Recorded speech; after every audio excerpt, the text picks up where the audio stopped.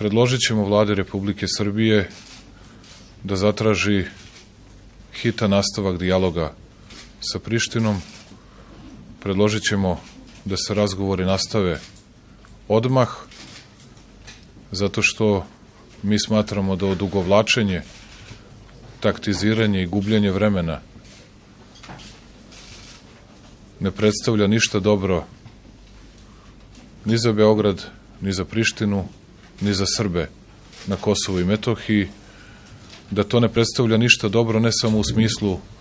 političke situacije u regionu, u našoj zemlji, već ne predstavlja ništa dobro imajući u vidu i naše ekonomske interese i sve druge interese Republike Srbije. Po dva, imajući u vidu različite činjenice, jedna od njih je da i nemamo jasan papir o kojem bismo se izjasnili i sa druge strane da pojedini predlozi ne uvažavaju ni minimum interesa srpskog naroda na Kosovu i Metohiji. Naš je predlog Vlade Republike Srbije da u utorak ono što nismo videli i ono što ne uvažava ni minimum naših nacionalnih interesa ne potpišemo, ali da istovremeno nastavimo razgovore i da pokušamo do rešenja da stignemo što pre. Mi želimo probleme da rešavamo, a ne probleme da produbljujemo,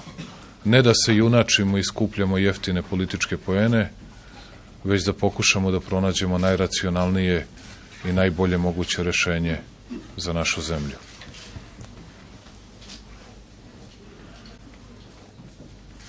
Mi smo danas razgovarali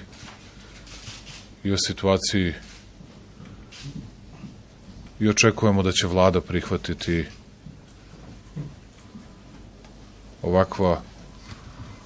ovakve stavove koji, rekao bih, nisu stavovi Srpske napredne stranke, već čini mi se razumni, racionalni stavovi pristojne i normalne Srbije koja hoće rešenje i koja hoće da izađe iz začaranog kruga u kojem se nalazimo, ali koja ne može da prihvati uniženje i poniženje Srbije.